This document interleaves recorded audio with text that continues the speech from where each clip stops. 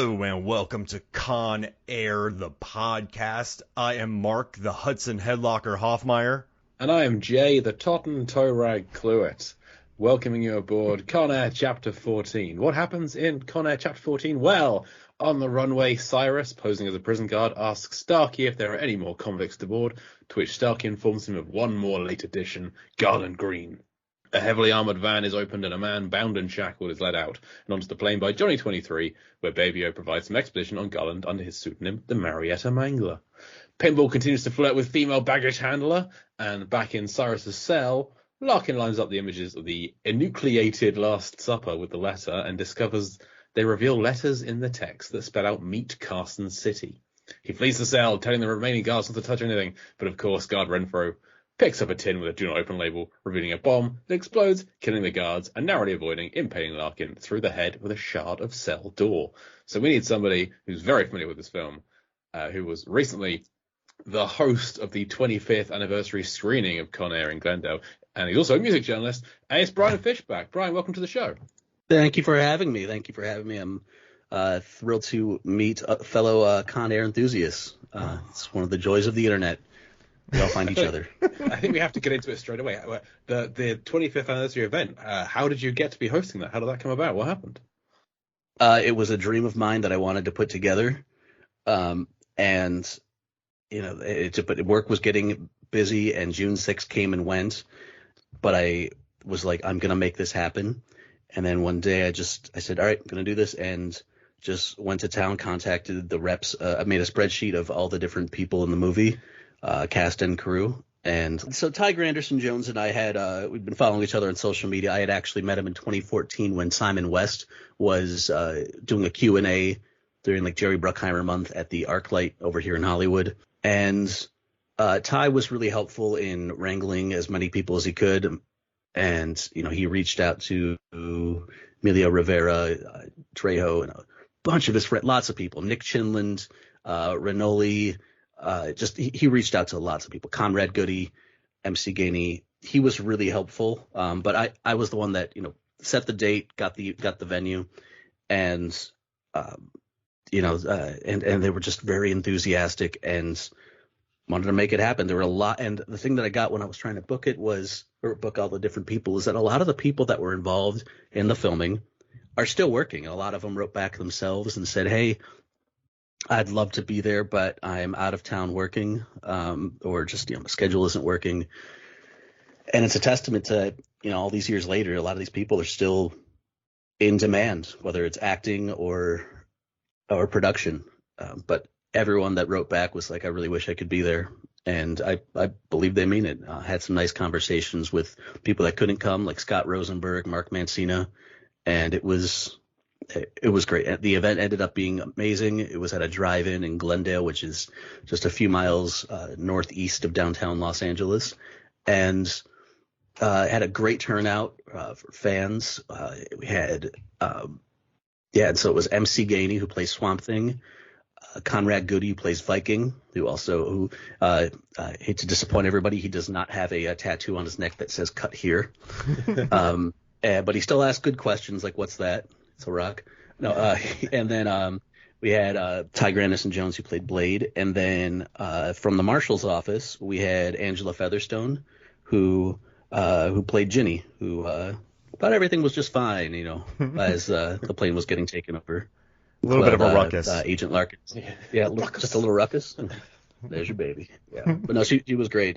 Remember her from she was who left Adam Sandler's character in The Wedding Singer at the Altar. She was the copy girl in Friends that hooked up with Ross when they were on a break. She was in Seinfeld, lots of things. Everybody, it's been so many. Everybody that was there were really happy to be there. It meant a lot to the fans, and even MC told me at the end. I thanked him for coming, but he said you could tell how much it meant to us. You could tell how much it meant to the fans to be here. I know we don't have the video right now, but sitting next to me, I have a pink bunny that I bought just for this occasion. And so when people were taking pictures before the screening, people would pose with the pink bunny in a box with a smiley face on it. And then for the duration of the Q&A, MC was holding onto the bunny. It was wonderful. I'm actually putting the bunny next to the phone. put the bunny next to the phone. I can't do the accent. Neither could he. Yeah. It's true. I don't mind the accent at all. I Like, love people the are like, accent. "Oh, his hair is gross. His accent sucked." I'm like, "Yeah, but did you see the rest of the movie?" It's Con Air. Yeah. And how helpful is Ty? He helped me a couple of years ago on a Con Air seating chart. Like, he actually made it I got stuck with one person. I couldn't figure out who Ramirez was. And he actually asked around, came back and got me the answer, and I was able to complete the Con Air seating chart. So it was you that made that seating chart. I've Yeah. seen this That thing. was Mark. Yeah. That was the great. impetus for this I am podcast. glad. You contacted Conrad as well, I think. It was the two of them that helped you out. Yeah, Conrad and Ty helped me out because, we were talking about the show and I've talked about it on Con Air the Pod, but it's hard. It's really hard putting together a seating chart because of Ramirez, because I never knew, like, he just pops in on the second load of passengers, no idea who he was, but Ty made it happen. And he figured it out for me, and it got a ton of press. It got spread all around. So That's great. yeah, so he helped me out a lot, and we're trying to get him on the show. We're trying to schedule something right now. But yeah, Cool. I'm not used to that. I'm not used to someone just being so cool and helpful. Like, he made calls. Like, Ty made calls, and then he got back to me with exactly who it was. And That's great. yeah, but you know what's interesting? I send out messages sometimes, and no one ever gets back to me. And so Happens. just having him just be so helpful, I was like, I'm in your debt, like, eternally, because, just he went out of his way to help me, and then the Con Air seating chart is now a thing. So it made me happy. I hope we get him on. You always hear a lot of fun things about the time that they were on there. Just a lot of push-ups, a lot of hanging out. Danny Trejo was afraid of John Cusack. Oh, really? I Yeah. didn't know that. He said he's like the scariest dude that he's ever met. But people were really happy to be there, and had really interesting stories to share, between takes. And, we all know that stories of how, the Sands Hotel was used for the filming. But what Ty had said, one of the things Ty said was that they, it was really cold outside, but like the production people were like spraying them with water so they'd still look sweaty when they got out of the plane, but it was freezing cold outside. Crazy stories from God knows where, Utah. I forgot the name of the town, where they had filmed a lot of it. And but one of the things that stuck out that I brought up also, MC told great stories, hilarious stories. Conrad had a really great story about talking with Nick Cage, after his wife had just filmed, Patricia Arquette had just filmed some movie or something like that. He had a really funny exchange with Cage the next day. But Ty had said, I brought up that on June 6th this past year, Ty posted something about Con Air, and then Emilio Rivera commented something like, "Doing this film changed my life." And that, that you could tell that this film meant a lot and helped really put a bunch of people on the map, helped really shoot their careers to the stratosphere. And one of the things MC said that, two particular people we wanted to give a shout out who couldn't be there were Danny Trejo and Emilio Rivera, who couldn't be there, but they are household names everywhere now. And, this film really, really helped them a lot. So was this your first time seeing it on the big screen? No, I saw it on the big screen the day it came out, June 6th, 97. Of course. You showed me And the then I saw ticket. it 2 days later. Then I saw it 2 days later on June 8th, 97. Nice. And you still have the ticket. You sent me a picture of it. Yep, still got the ticket. And this is the middle of Nick Cage's action run right here. You have The Rock, Con Air, then Face Off. Dude was on fire. Hey, I have a real quick question, Brian, before we go forward. So in this chapter that we're talking about, the Marietta Mangler is introduced. Yes. Let's say you are in his position. What would be your nickname? So what would be your nickname on the plane? Well, it would depend. It would depend on what brought me there. Wow. To give you some time, my original nickname was the Capricious Slaughterer because I just wanted to annoy everybody and not have any alliteration, just annoy people with a very long name.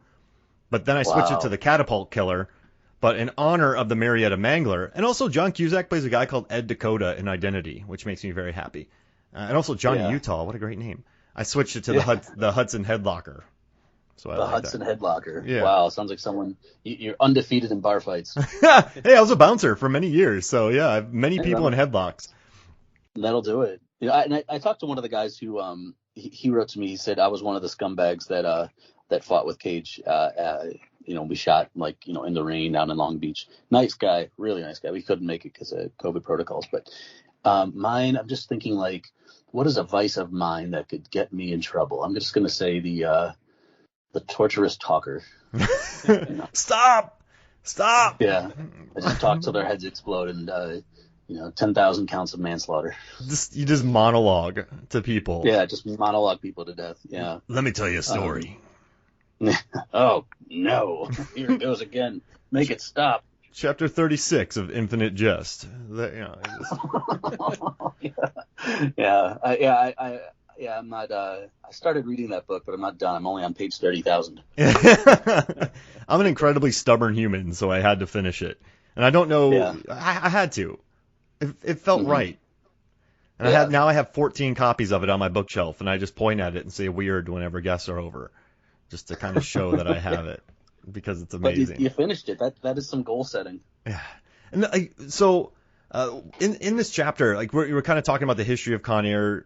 That's awesome. You had the 25th anniversary screening, but Steve Buscemi is such a presence in this movie with such limited screen time, but he had to have loved playing this role. People ask him about it now, and it must have been fun to play this. You get to play on a plane full of horrible humans. Johnny 23 is scared of the Marietta Mangler, which I mean, Diamond Dog is too. Yeah, I love how Diamond Dog or Ving Rhames gets some screen time by pulling down his mask in a sandstorm to. Right. Yeah. He's the most famous person on the plane. He's celebrity convict, Diamond Dog. Yeah. Yes. He's interviews on TV. He's got a book coming out, surrounded by actual guards looking for convicts, and he pulls his mask down. Reveals his face. And also real quick, why? Yeah. I love that they dropped the Marietta Mangler on them. We just got a late edition, the Marietta Mangler. If they're we got Hank, he's a car booster, we'll just put him in the back seat, he'll be fine. But you're dropping the Marietta Mangler just randomly? And they bring him in a Brinks truck. What if in the movie Heat, they attack the wrong truck and it's the Marietta Mangler in there and they're like, oh damn it, jeez. Yeah. Well, I like Cyrus's. There was a lot of. I looked at the 2 minutes of that video of this particular chapter, and Cyrus is genuinely curious. He goes, "This should be interesting," and if you've ever been somewhere where there's just I'm trying to think of an example, or you go somewhere where maybe it's a film premiere, or you go to some party or whatever, and it's oh well, this person's here, and then. You know what? I didn't think that it never occurred to me that this other person would be here, but here they are. They're right here. And then sure enough, Kate Poe says, well, he's on the right flight. I love the genuine curiosity, the surprise by Johnny 23. And then when Poe finally acknowledges him, he just looks over and just goes, hi, Garland. Yeah. That's a later chapter. Yeah. That was the quote. What was the quote that he says there? I couldn't understand it. Christ in a cartoon. Christ in a cartoon. Is that an expression I've never heard of? I think it must be. It's some kind of a cageism. But I love when Cyrus is watching Garland be brought across, and we'll talk about how he's brought across in a minute. He's so enamored with him. He starts chewing on his mask. He's distracted. He's in awe. He's terrified. He's so many things are going through his brain. He just has to chew on this thing. This is this is Cyrus the Virus. He plans everything. This is something you couldn't even possibly have accounted for, and he loves it. He loves it. You're right. He absolutely loves it, and then he even tells him, "Love your work." This is no way to treat a national treasure. Oh man, yeah. I love your work, and Johnny 23 is acting like a kid. He's like, we got the Marietta Mangler, man. He's on the plane with us. Oh man, I would not want to go to an extradition I would not want to go to a non-extradition country with the Marietta Mangler. That would not. But and you guys will get into this in later episodes and cut this out if this is off topic. But one of the things I didn't really realize until the screening this past time is that little girl changed his life, and that I never thought. I just thought he was free and he's going to go wear people's faces. But I think the little girl that's saying he's got the whole world in his hands, that was his big breakthrough moment, and it's kind of starting over in life. making it like she got through to him or something. I think that's what the message is later on. So But, Dexter becomes a lumberjack, and the Marietta Mangler becomes a pit boss at a casino. He's a croupier. yeah. A croupier? Yeah. And, well, him and Clive Owen. Clive Owen just working together. Yeah, I don't know, man. He looks like he's cheating. I'll go check it out. Dirty Mac from Ocean's 11. Yeah. And also, this got me thinking too about my favorite character, like Nick Cage introductions into movies, because there's some great character introductions, Vader, yada yada, Hannibal Lecter. But I was thinking about my favorite Nick Cage introductions, and I think number one overall for me is Raising Arizona. He just gets thrown in front of the, he gets his what do you call it, mugshot taken, and then he just talks about his relationship with Holly Hunter. So I just love that bit. But I also think Kick-Ass has a pretty kick-ass intro with him where he shoots Hit Girl. Just he's going full Adam West. I think those are two of my favorite Nick Cage intro scenes in movies. Because I went through like Drive Angry, he escapes from hell. That's fine, whatever. Everyone does that. That's fine. Moonstruck, he's making bread, yelling with a sleeveless shirt, which is, means it's probably going to be a good movie. Mandy's cutting down trees. But yeah, for me, it's Raising Arizona and Kick-Ass. Those are my two favorite Nicolas Cage intro scenes. I can't think of Face Off had a good one, too. Where he shoots? A number of those I haven't seen, but Face Off had a good one, too. I mean, he starts out with a mustache and a sniper rifle and accidentally kills the kid of a federal agent as opposed to the federal agent himself. And then the following the next time we see him is, at the LA Civic Center dressed as a priest, singing Hallelujah and groping people. Oh, yeah. His dancing that's in that a scene. Yeah. What a beautiful moment. I mean, anytime I go by anytime I see the LA Civic Center, I think Hallelujah. Do you start dancing like he did? Well, a lot of time I'm driving, so I can't. But I'll throw my arms up there. I usually take a photo. I mean, I've been there a number of times. It was just there in February, I want to say. But yeah, I mean, Cage is great. He is. I've said for years, plot twist. Nicolas Cage himself is the national treasure. Oh, he really is. And I feel like if we ever did Face Off chapter by chapter, which is not in the plan, I don't know how we'd get past that priest scene. I think just it's so bizarre. There's no way to stop talking about it. We would just start that chapter and never finish.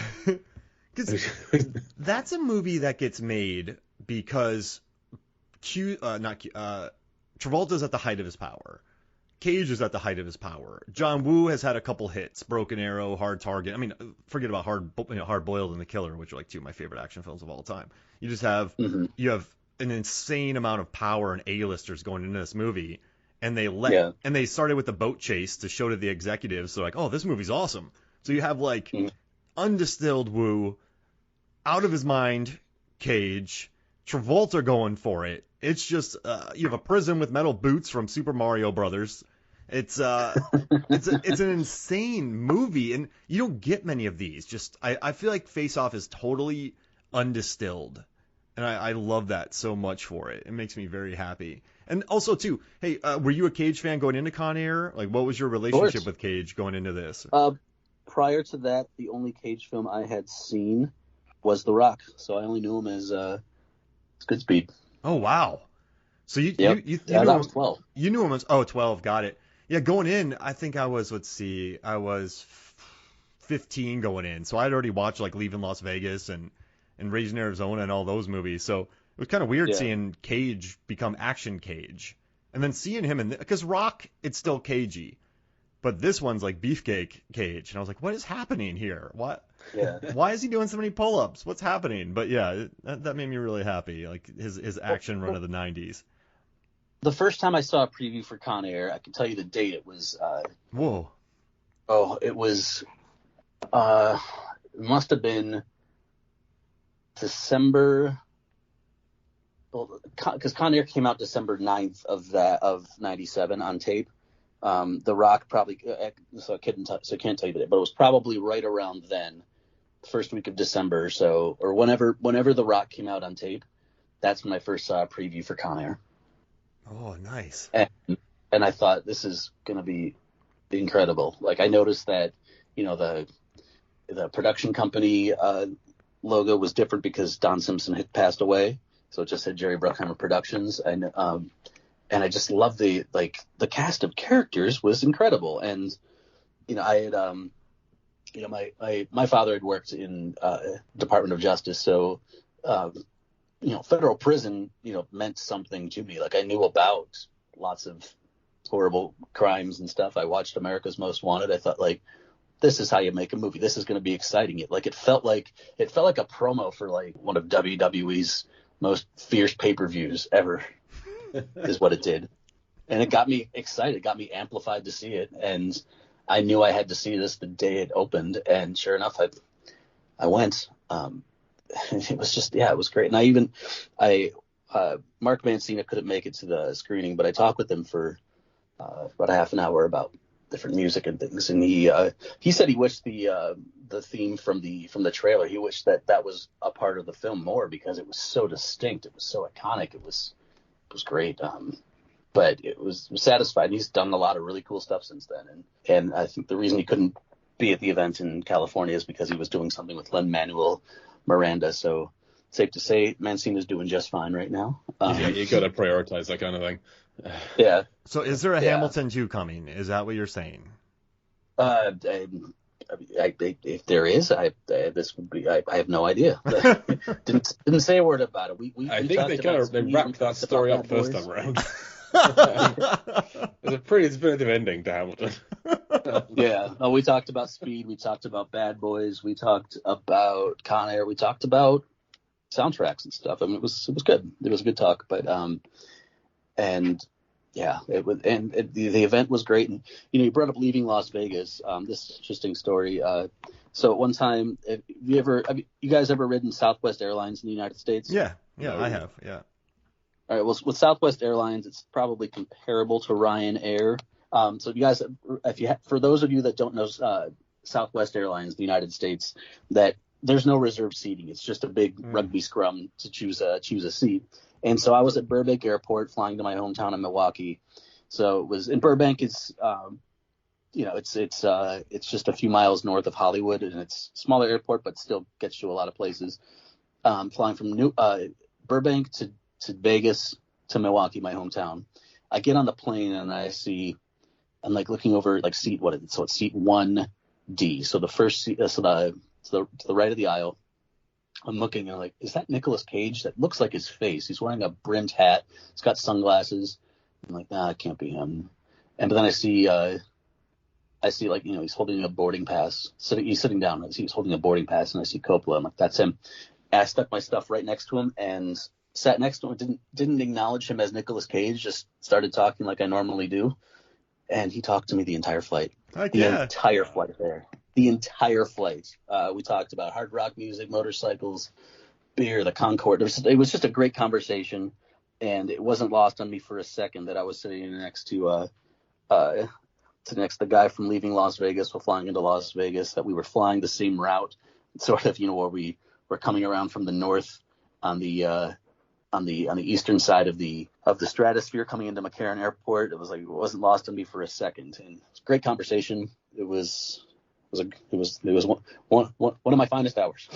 Yeah, I bet he was just happy to just talk about other things and not be bombarded with questions, or you know what I mean, like 101 questions. Just talk like a normal human being to somebody. Yeah, and he was super nice. And cool. I a few years ago I met I'm blanking on her name, but she played his wife in The Rock. Her name was Carla in the movie. I am blanking on her name. Vanessa something. I don't remember. I'd look it up and pretend that I knew it all along, but my computer is not working right now. But her name was Carla in The Rock. Vanessa Marcel. And I met her, and like a few weeks later, when I had met her, she was saying like, "Oh, isn't he the sweetest? He won an Oscar while filming The Rock," and he was just like, "Yeah, whatever. It's cool." He didn't go to his head or anything. He went to work. Just a hard worker. Loves the craft. It was great. Dude's the best. Hey, where would you?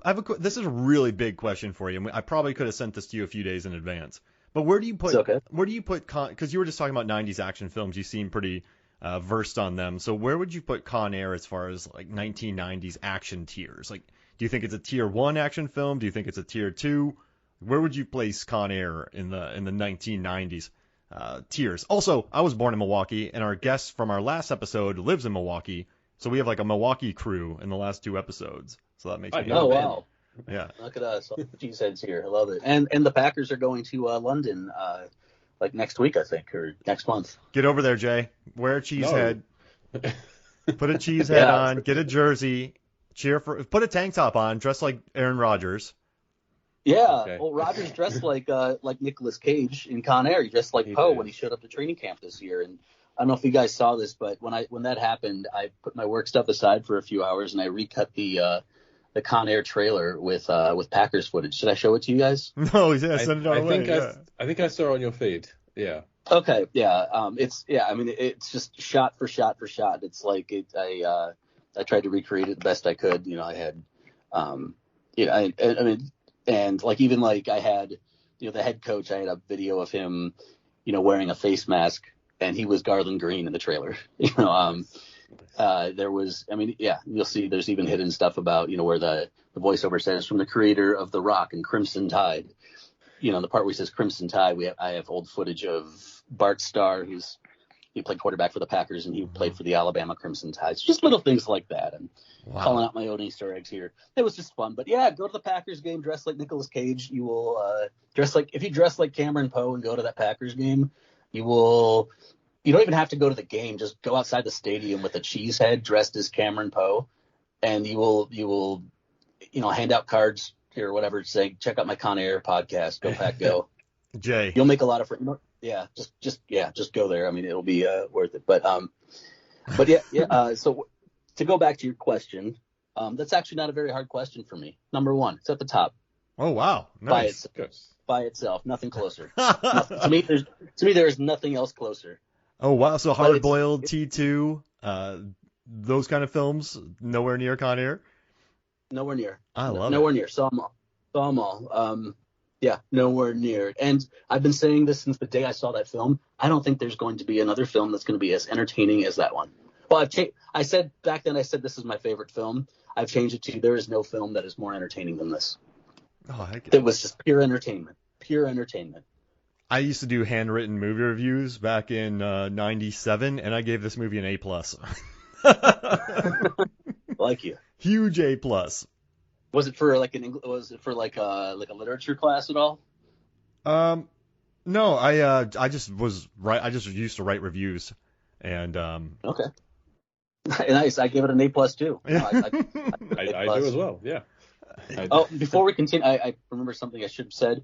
The place where the Con Air reunion was, I forgot to mention this. It's at a place called Electric Dusk Drive-In, and it's a great setup for drive-in movies here in Los Angeles. It's the longest running pop-up drive-in in Los Angeles. It's going for 10 years strong, and yeah, check it out if you're in Los Angeles. Electric Dusk Drive-In, and this fall, working on doing another. We're gonna maybe this fall we're thinking about doing Starship Troopers and trying to put together a 25th anniversary reunion of oh, the what a Starship Troopers movie! cast. What a movie! What a film, right? Verhoeven is so cool, and you know what I love about Yeah. Starship Troopers is you could watch it with like your lizard brain and just enjoy all the action and gratuity, or you could watch it with your film lover kind of hat on and be like, oh, fascism! Like Paul Verhoeven's making fun of this. He hired TV actors to play this, and this is all so controlled and beautiful. And then you could watch it with your VFX hat on and love Phil Tippett's design. Like there's so many different ways to watch Starship Troopers that appeases to like it's like you. Yeah, I love Verhoeven. He's like, that's all I gotta say. He's just so great. When I saw Starship Troopers, it was November 8th, 97. So the day after it came out, it was like a Saturday afternoon. And I remember it was going to be a good time because we saw the teaser trailer for Godzilla. And it was the one with the old guy on the pier fishing. And when Godzilla came out, but they didn't show his face. When Godzilla came out and they said, like, Godzilla coming May 20th, 1998. I remember the entire theater just erupted, just like, you might like, as if like, you're your favorite football team just scored a touchdown or something. They were just thrilled. And then there was people just cheered, and it was a fun experience seeing Starship Troopers in the theater, I must say. But that Godzilla trailer left an impression. That marketing campaign was brilliant. I mean, Godzilla was everywhere. Like the music videos were everywhere. If you went to Taco Bell, you could go get something about Godzilla. That was like that was like a scorched earth campaign, pretty much, to get that movie out there. They probably saw the movie. They probably saw the movie and were like, "Crap! Like we gotta just blast." That's the first film I saw kind of without my parents, was that Godzilla, and I freaking loved it. Nice. Yeah, I didn't hate it at first. That was the first film I watched by myself. Oh wow! Whoa, what was the first? I remember I bought tickets for White Fang 2 and went and watched The Crow. Well, I don't know, maybe I watched others. I don't know. Because I was. That's a good question. I gotta write that down. Yeah. I don't think I can go. I gotta write that down. Yeah, because I like to ask people on Facebook just various questions that get people to think about things that make them happy, usually about film, TV, or music. And that's like, for example, like I asked my Facebook friends, like, who are your top 3 favorite British bands? It's just got a lot of responses from people. Or what's your favorite film soundtrack as far as original score goes, or something. Just interesting questions I like to ask people. But that's a good. I've already forgotten what it was. Oh yeah, the first film you watched by yourself. All right, so you do a lot of work at these drive-in theaters here.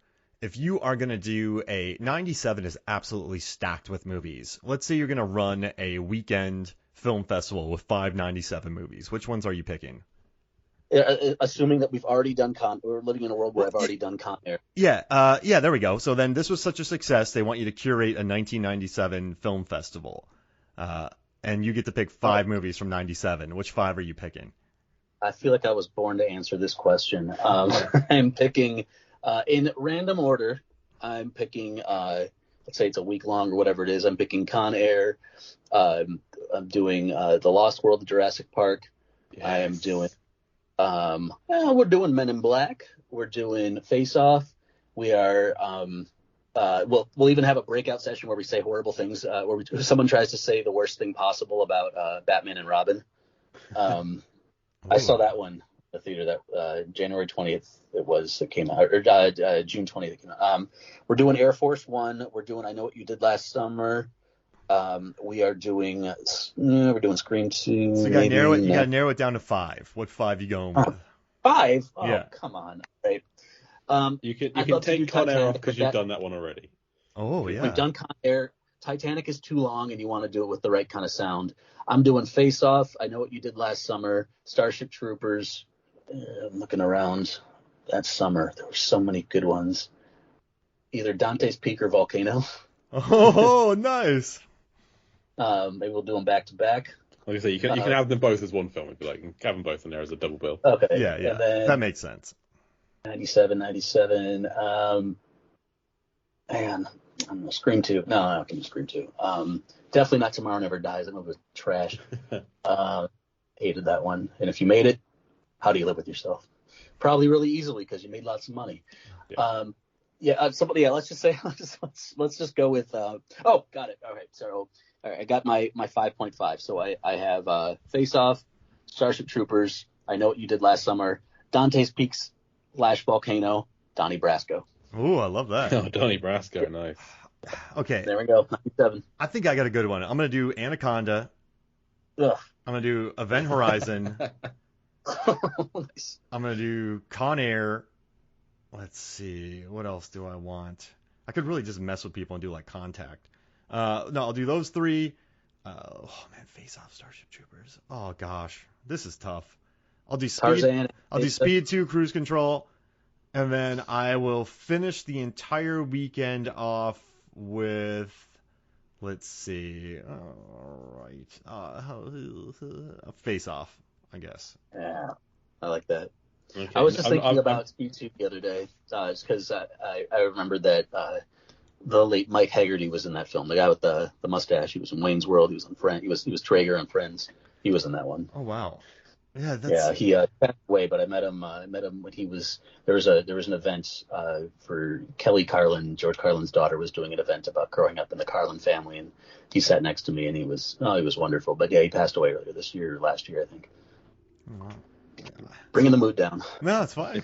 So we got. Well, yeah. I mean, if What I do you wanted got, to do Jay? one, and I'm not picking any of your films, I'd pick just 5 of my own.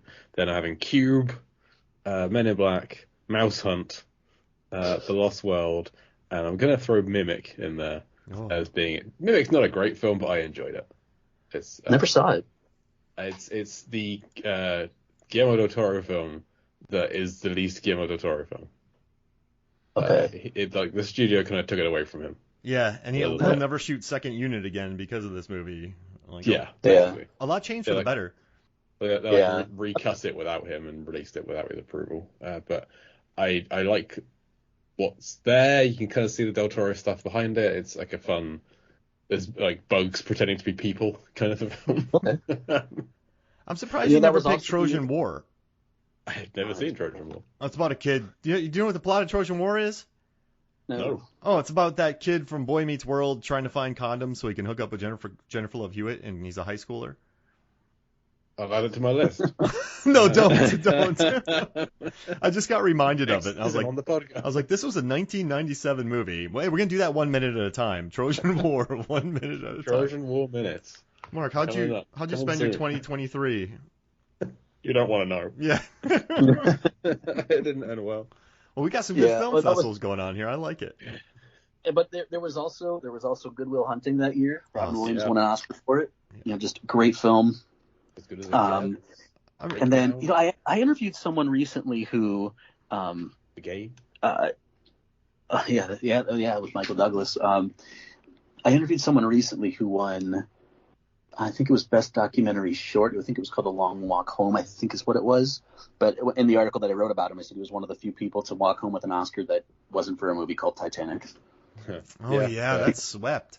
Because Titanic lost three nominations. They lost Best Actress to Helen Hunt in As Good as It Gets. They lost Best Supporting Actress. John Voight won that Best Supporting Actor. He won over somebody, correct? No, he won. James Anaconda? No, Best Supporting Actor was Robin Williams for Good Will Hunting. I just want to see a And Best world where Actor. John Voight beats Robin Williams for Best Supporting Actor for I'd have Anaconda. loved it if Jonathan Hyde won for Anaconda over Titanic. Like, he's nominated in both, but wins for Anaconda. My first John Voight film was the following year, Enemy of the State, another reproduction. Tony Scott. Tony Scott, yeah. And I lived in D.C. for several years, and it was a fun D.C. film. You know what I love about that movie? There's so many people who were cast in that. You have Jack Black in the Yeah. van. I think You got Jamie Jack Black Kennedy's in in it. there? Like, there's a Busey in there. Like you're Yeah, just going. Seth Green's in it. Busey is Seth Green has a Jake security Busey. clearance in that film. Yeah, I remember just sitting there going, like, Barry Pepper's in this? They just keep dropping people on you. And good running by Will Smith in that. It's a propulsive movie. Yeah. Gene. Oh, Jason Lee. Jason Lee's in that one. Wow. He gets creamed in DuPont Circle by a fire truck. That's 1998, and we don't talk about 98 on this podcast episode. So Listen, we talk about Yeah. if we stay on topic on Con Air, there's something wrong. So it's Yeah. totally fine. We. I mean, but Oh, look yeah, look if- who was if I in do. that. I mean, look, you got Dave Chappelle. There's so much greatness in that. It was so much fun. It just was. And yeah, I used to think, like, put the bunny back in the box. I used to think it was kind of like a cliche line because that's all people remembered from that film. But not everybody watches Con Air the same way that, like, you know, we do, because, you know, we have it on such a high pedestal. But I've come to appreciate that is how a lot of people remember. That's what they remember. Put the bunny back in the box. Well, they And hammer it home 3 times in the space of a minute. So yeah, it's the endearing line. But you mentioned Dave Chappelle. I like that we get 6 seconds of him in this chapter, just kind of checking back in that he's still flirting with female. Yeah, but you know, and I was thinking about this too. Like, in this particular chapter, we have Cyrus, who is like humbled by the fact that he is in the presence of Garland Green. We have Johnny 23, who is just like he has seen and done some pretty messed up stuff, but just being in the presence of Garland Green again, you know, very genuine reaction. Dave Chappelle, he doesn't lie to the woman that he's talking to. He was quite genuine. I mean, who knows what his intentions were, but he said you have the prettiest eyes I've seen in the last 5 to 10, and I have no doubt that he meant that. And then who is the only dishonorable people in this particular chapter? It's, you know, the guards that are told, all right, don't touch anything. Dude opens up the booby trap, paid for with his life. So the cons actually come out very well in this particular one, as far as you know, their character in this particular sect of the film. Yeah, this is one of those classic films where the kind of police and authority characters are all they're the ones making all the mistakes and being kind of the worst kind of people. That is cemented in place here by Renfro opening up. See, it's funny you say where you're talking about the dichotomy between the cons and the marshals. When we were at the event, when we were at the 25th anniversary, and I introduced actress Angela Featherstone, you know, she was in the marshal's office, so she was not on the plane. And, you know, I said that she was a federal marshal, and then the guys that played the you know, MC, Ty, Conrad, they all booed. They all booed her for being in the marshal's office. But yeah, I had really fun stories to share, and I have video of it. I've been so busy I haven't cut it up and released anything yet, but I will be releasing video from the 25th anniversary. But I'll say this about Angela. Share it once you do. Yeah. Oh yeah. I'll say this about Angela. Angela has she's in addition to being an incredible actress, she also is started this nonprofit called Fostering Care, where they help out people transitioning, you know, people between like 18 and 21 transitioning from foster care into adulthood, to give people support. So it's not like fixing the foster system; it's helping people once they get out of the foster system, and just really incredible work that's going on there, and done by Angela Featherstone, who played Ginny in Con Air. Oh, that's great. Yeah.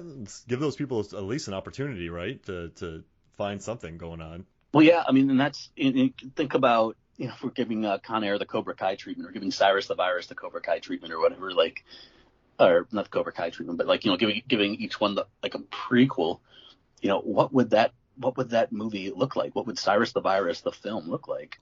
He's doing a lot. Earns his Juris Doctorate, you know, robbery, kidnapping, murder, extortion, you know, escaped twice. That's a good film. That's a film in and of itself. I mean, is it going to be kind of a Cruella where he becomes almost a sympathetic person? Like, you see his parents, because we learned that his dad didn't teach him anything. Yeah, he taught him. You know, my dad had taught me nothing. Something. You know, speaking of quotes from that particular scene, there was a time years ago when I was in college. Stupid story. You can cut it out if you want, but when I was in college, I wanted to get on homecoming court, and homecoming court is stupid. Let it be known, homecoming court is stupid. It's just tooting your own horn. But yeah, I interviewed with the homecoming committee, and I kind of had this hunch that the homecoming committee at University of Wisconsin were just a bunch of drunks that were very possessive, and yeah, I think, and anyone from there listening, it's like, yeah, this is how I've always felt. But they were interviewing me for getting on the homecoming committee. They say, all right, Brian, if you're on the homecoming court representing the University of Wisconsin, you will also be joining homecoming committee, who has been working for many months on putting together the homecoming week. How would you mitigate being there amongst people that have worked very hard on this? And I said, you know what I'll do is I'll walk in there that first day and I'll say, hey, homecoming committee, this is your barbecue and it tastes good. And you know what they did? Ate it up. They ate it up. They put me on homecoming court. They didn't realize I wasn't 21. And then when they introduced us on the 50-yard line of the football stadium at the football game in front of 80,000 people, I pulled the fraternity's banner. I brought a banner from my fraternity and put it up my sleeve and waved it. It was great. But I attribute my getting into that particular line where I said, homecoming, this is your barbecue and it tastes good. It's fun using quotes from Con Air in real life. I had a friend of mine, after we found out I did this podcast, he was like, yeah, I watched Con Air. It was okay. And I said to him, like, okay, newborn babies are okay, sunsets are okay, Con Air is fucking spectacular. Gotta use that one. That's really great. That's a really good one. Did they know that was an actual pull from the movie? He didn't. No, my friend in the office who had also recently watched it and listened to this show, and Nigel, just gave a laugh in the corner. So no, the people I were talking to are the kind of people that think you can't handle the truth is a great movie quote. I love when it is. I love when people hand you the greatest, like, I love when people kind of give you a layup of a movie quote. It makes me very happy when that happens. Yeah. It's Con Air is full of them. It's like what the hell is wrong with him? And then it'd be like my first guess would be a lot. Just admiring your cage. That's a great one. This isn't my ties and Yahtzee. I think the quote I've said the most is from that movie Airheads. Whenever people ask me what I'm thinking about, I say swimming pools. And it just annoys many people. But that's like the number one movie quote that I've ever used in my life. Like, what are you thinking about, Mark? Oh, just swimming pools. I can confirm that is correct. Nobody ever gets that. But I mean, Sandler has a great history of swimming pools in movies. So Steve Buscemi's in Billy Madison. He's a bit of a killer. So, he could be really... Yeah. And he was in a swimming pool in Con Air. Yeah. Oh, yeah. I have a very important question for the two of y'all. I want an honest answer, all right? Okay. What's the better explosion in a John Cusack movie? The explosion in this chapter where the guard opens up the tin and explodes and Cusack just narrowly avoids a door flying over him. Big prison explosion. Or the C4 gas station explosion in Grosse Pointe Blank, where he goes to visit his home and it's a gas station. And he fights Benny the Jet, who actually trained Nicolas Cage on Con Air. He worked with him on this for like fight choreography. Has anyone seen it? Grosse Pointe Blank? Seen it. I haven't seen Grosse Pointe Blank, but I've been near Grosse Pointe outside of Detroit. Haven't been. So by default, I either have to abstain or choose Con Air. Got it. Fair enough. I do love this explosion in the cell. I've got it freeze framed at the moment. Oh, where, no. Renfro, Pete Antico, is blowing up, and the other two guards are just kind of sat there looking at him. It's just a fun image to have on screen, like an explosion with a guy just being ripped apart, and these two guys are like, okay, that's Pete over there, yeah. So yeah, I have to go with the Con Air explosion just because it's been a few years since I've seen Grosse Pointe Blank, so the explosion isn't fresh in my mind, but this is a great explosion with a wonderful spinning door, and if Cusack had been standing up, this film would have ended differently. Whoa, less sandals. Yeah. Only one guy chasing the fire truck. Yeah. And he has it's an odd choice of slow motion, I think. So, you get Cusack slow-mo running from the door, then you cut back to non-slow-mo inside the cell of the guards who just like, hey, let's go pick up the tin. Don't do that. Cut back to him slow motion turning because he's hearing them do something, and then the explosion. It's just that weird slow motion, non-slow-mo, slow motion, non-slow-mo. It doesn't sit right with me. It just doesn't gel properly. Like these things are happening at the same time, kind of. But one of them is in slow motion. I don't like it. Do you think he learned that from the Anarchist Cookbook to put "Do Not Open" on a bomb? Because you know it's going to get open then. Well, I mean, we talked about this a couple of weeks ago, where he found the Anarchist Cookbook and then that chemical engineering book. And to put them, the only reason he had that book and the Anarchist Cookbook was to make this bomb. Nothing else in the whole plan requires the chemistry degree or the chemistry book. Well, maybe to make this bomb. To break out of, I mean, I've never seen the book, but maybe there could be something in there about breaking out of handcuffs and creating a diversion using fire and regurgitation and comedians from Washington, D.C. Oh. I mean, maybe the cookbook, yeah, but the chemistry thing, I feel like that has to just be making a bomb. I just love the pettiness of him. Like, I'm going to set this trap where the parts of the trap are going to be the trap. Yeah. And the liquid mixing kind of reminded me of Die Hard with a Vengeance. Yeah. It's maple syrup. Yeah. Oh, I should have let you say that, but all three of us said that with glee because. Yeah. Nice to know that there's people on the other side of the world rejoicing over the same films. But these are great films. It's good to be like, I've never been to Comic-Con. I've never seen Star Wars, and I between this with Con Air, talking to you guys, and what I did last week, plus being into Cobra Kai, this is my first time being part of like a con, a subculture of fans of a film. Yeah, we're proud to have you. I saw Con Air was shown in London recently with Simon West was there for Q&A, and I went to see it, and there were just people there who came dressed as Cameron Poe. And just like, I found my people. I think some of them now listen to the show.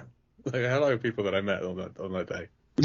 Did you announce to the crowd under the guise of asking a question that you have a Con Air podcast? Sadly, I didn't get picked upon to ask a question. They ran out of time. But I will, and I tried to hang around afterwards and get Simon West to be on the show. I've reached out to him. I haven't had a reply yet, but it didn't happen. I had a plan, but it didn't happen. So I just told people in front of me and behind me. Simon West in the queue.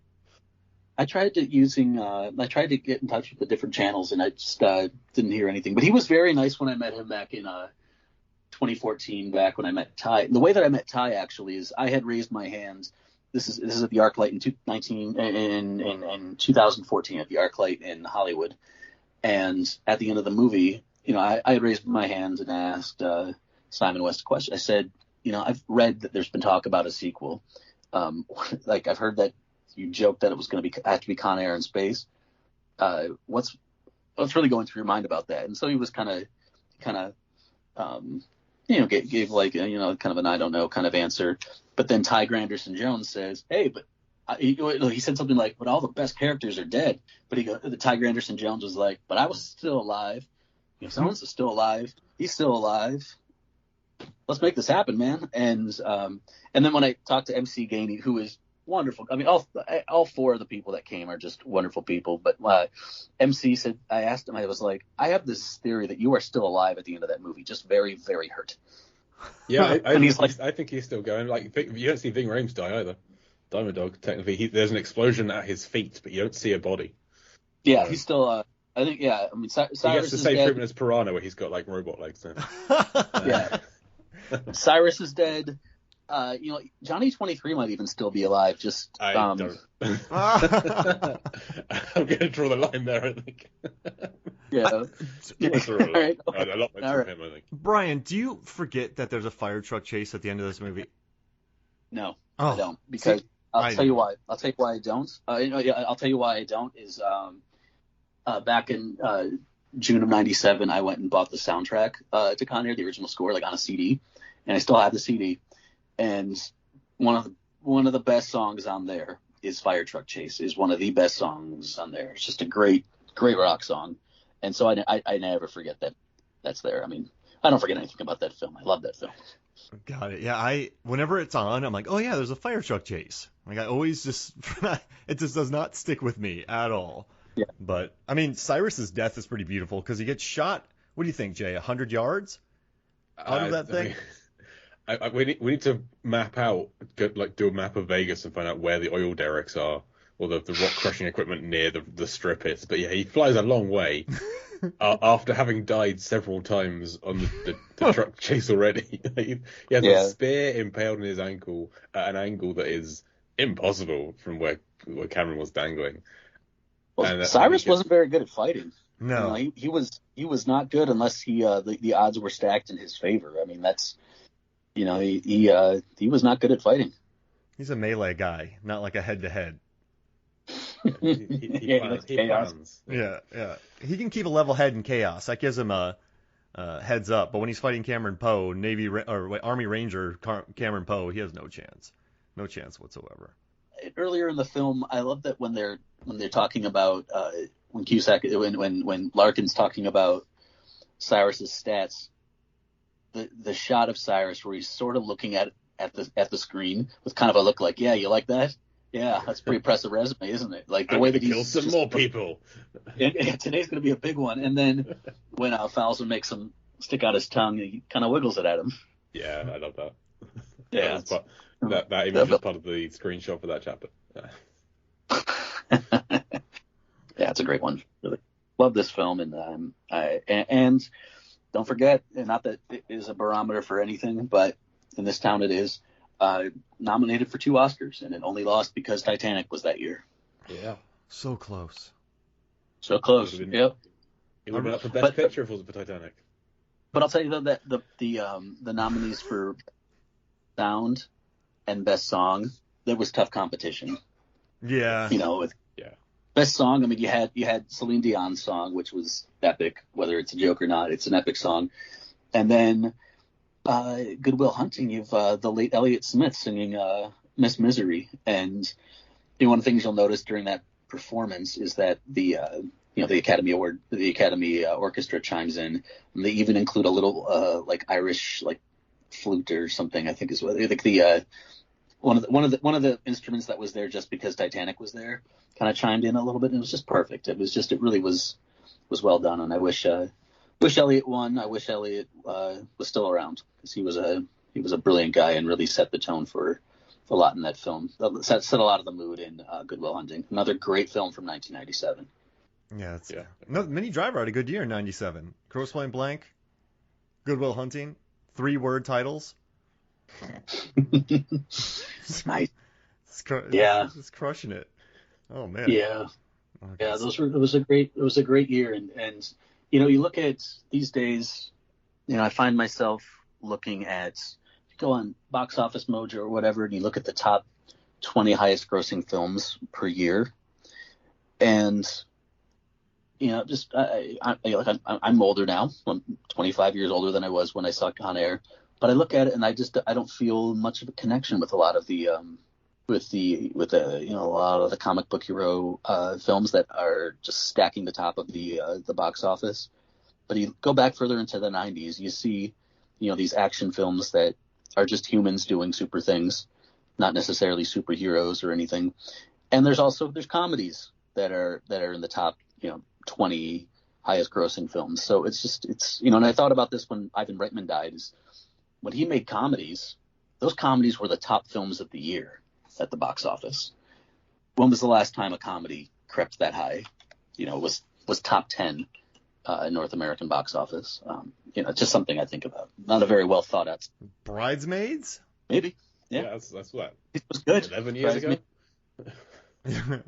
Yeah, I can't think of what about Hi Mom? Is that a comedy? I've never heard of this. It's worldwide grossing. It was a Chinese release, but not in America. Never mind. Yeah. I wrote something years ago on this satire website I had called thecomedynews.com. It's still up. I still pay the fee to have the website, but I haven't done anything on it. And I just had this one fact that I thought of and just made an article, even though it's not a satire article. It's just the highest grossing film at the time. So this is like 2010, 2012. The highest grossing film, you know, North American box office that doesn't have any special effects or animation. And it was Home Alone. I don't know what it is now, but assuming there weren't any special effects when, you know, Kevin goes from, you know, the house into his treehouse, you know, like that was the one. And it's not necessarily a pessimistic thing. It's just a change of the times. You know, it's just how things have changed. And even if there aren't any new movies this year that you enjoyed, you could still go back to 1997 and rewatch your favorites. And same thing goes for music. You hate your favorite band's new albums. Go back to what brought you there in the first place, and don't be a dick to the new fans, because, you know, they're enjoying it too, just in a different way.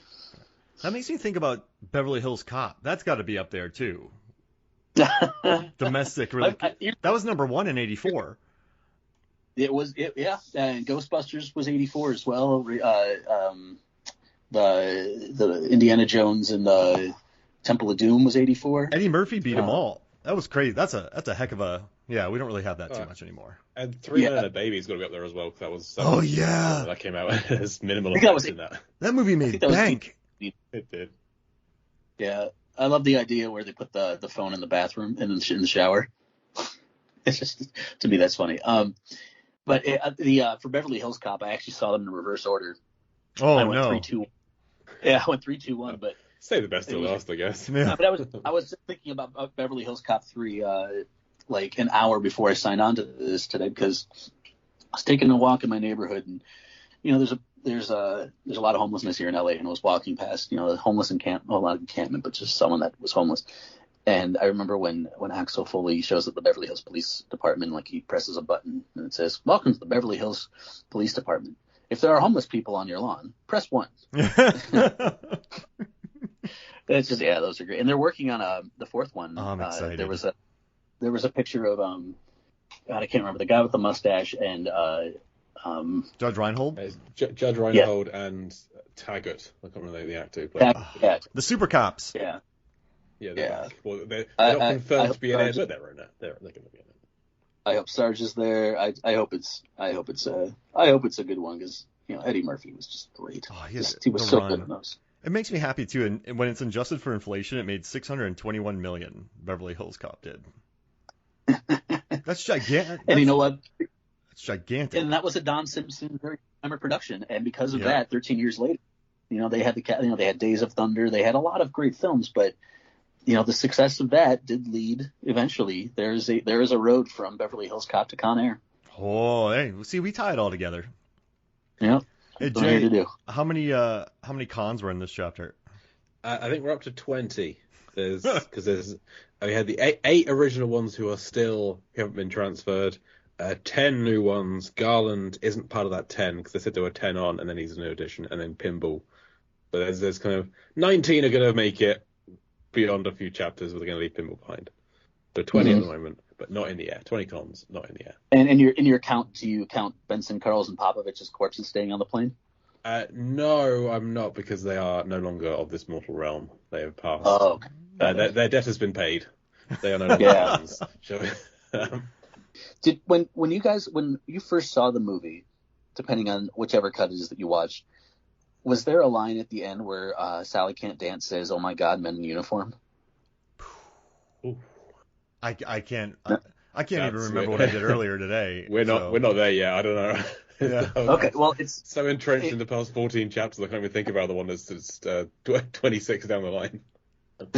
Well, and again, this isn't important for this particular show, but when I saw it in the theater, he did look around and say, "Oh my God, men in uniform," and then on tape, it was VHS. It wasn't there, and I didn't see it again until the extended cut.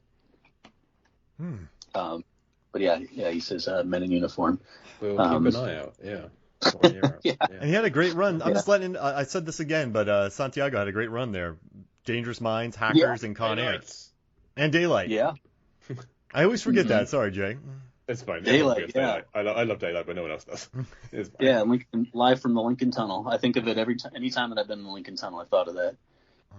But another Con Air line that I use, like I'll say, "Hey, can you watch my spot? If anybody tries to take it, I want you to claw their eyes out." And then you just leave. Like, what? Never come back. Oh gosh. Just a great. Hey, so Brian, before we get out of here, you got anything to plug? Anything that you're working on? Anything you want people to listen to or watch or read? Best place to follow me. You can go to brianfishback.com. You can follow me on Instagram at Brian F. Yeah, BrianFyeah. I got a new publication that started called rockmusiclife.com. It's about culture, media, sports, things that you make you happy to read about or just to learn about or whatever. Just a publication where I can put things that aren't for other publications that I write for that I want to have there. Basically, it's a Rolling Stone knockoff, but it's rockmusiclife.com and it's run by me. Oh, and you have a talking about Smash album by Offspring turns 20 years. I'm gonna read that, and I like your shorter and shortest bio, by the way. Yeah, man, I gotta update that stuff. But yeah, I really appreciate you guys having me on. Keep in touch. I'm glad we through the power of the cesspool of the internet, we found each other. No, this was wonderful. Thank you for joining us. We're gonna put you back in your straitjacket and put you in your cage, and leave you to it. But Mark, any plugs before we get out of it?